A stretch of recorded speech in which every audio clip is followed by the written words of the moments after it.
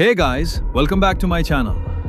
ఈరోజు ఇజ్రాయెల్ మరియు ఇరాన్ మధ్య జరుగుతున్న వార్ గురించి మాట్లాడుకుందాం. Let's get into the video. ఒక రీజన్లో స్టార్ట్ అయిన కాన్ఫ్లిక్ట్ ఇప్పుడు వరల్డ్ని టెన్షన్లో పెట్టింది. Missiles, air strikes, retaliation. Israel versus Iran war ఇప్పుడు డేంజరస్ టర్నింగ్ పాయింట్కి రీచ్ అయింది. ఇది ఎక్కడ స్టార్ట్ అయింది, ఇప్పుడు ఎక్కడ ఉంది తెలుసుకుందాం. ఫిబ్రవరి 28 నుండి సిచ్యువేషన్ సడన్గా చేంజ్ అయింది. యుఎస్ మరియు ఇజ్రాయెల్ కలిసి ఇరాన్పై పవర్ఫుల్ ఎయిర్ స్ట్రైక్స్ లాంచ్ చేశాయి. మెయిన్ టార్గెట్స్ ఏంటాయంటే Iran military bases, missile systems, nuclear facilities. ఈ స్ట్రైక్స్తో వార్ అఫీషియలీ స్టార్ట్ అయింది. క్వశ్చన్ ఏంటంటే ఎందుకు ఈ వార్? ఇయర్స్ నుంచి ఇజ్రాయెల్కి ఒక ఫీర్ ఉంది, ఇరాన్ న్యూక్లియర్ వెపన్స్ డెవలప్ చేస్తుంది అని. డిప్లొమాటిక్ టాక్స్ ఫెయిల్ అయ్యాయి, టెన్షన్ స్లోగా బిల్డ్ అయ్యి ఫైనల్గా ఎక్స్ప్లోజన్ లాగా వార్ స్టార్ట్ అయింది. కానీ ఇరాన్ సైలెంట్గా ఉండలేదు, ఇమీడియట్గా రెస్పాన్స్ ఇచ్చింది. మిజైల్స్ మరియు డ్రోన్స్తో ఇజ్రాయెల్ సిటీస్ని డైరెక్ట్గా టార్గెట్ చేసింది. సెంట్రల్ ఇజ్రాయెల్లో సైరన్స్, ఎక్స్ప్లోజన్స్, పీపుల్ ప్యానిక్లో లైఫ్ నడుస్తుంది. ఈ రిటాలియేషన్తో వార్ ఇంకా ఇంటెన్స్ అయింది.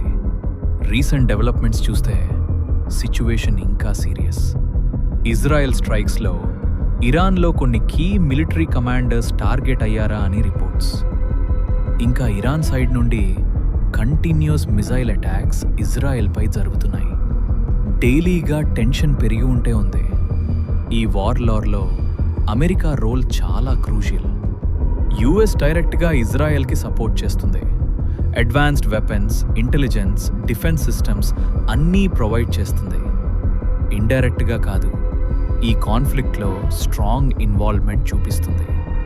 ఇప్పుడు సిచ్యువేషన్ ఏంటంటే వార్ ఆల్రెడీ వీక్స్ క్రాస్ అయింది. అటాక్స్, కౌంటర్ అటాక్స్ కంటిన్యూస్గా జరుగుతున్నాయి. ఎక్స్పర్ట్స్ చెప్తున్నారు ఇంకా ఎస్కలేట్ అవ్వచ్చు అని. ఈ వార్ ఇంపాక్ట్ వరల్డ్ మొత్తం ఫీల్ చేస్తుంది. ఈ వార్లో డ్యామేజ్ చాలా పెద్ద స్కేల్లో జరుగుతుంది. ఇజ్రాయెల్కి బిలియన్స్లో లాస్, వీక్లీగా నియర్లీ $3 బిలియన్ వరకు ఎకనామిక్ డ్యామేజ్. ఇరాన్కి ఇంకా పెద్ద బ్లో, టోటల్ లాసెస్ 24 నుంచి $35 బిలియన్ వరకు estimate. Military bases, oil facilities, infrastructure చాలా డ్యామేజ్ అయ్యాయి. యుఎస్ కూడా ఇండైరెక్ట్గా ఇంపాక్ట్ అవుతుంది. ఫ్యూయల్ ప్రైజెస్ పెరిగాయి, ఎకనామీ ప్రెషర్లో ఉంది. Oil prices increase, economy unstable, global security రిస్క్లో ఉంది.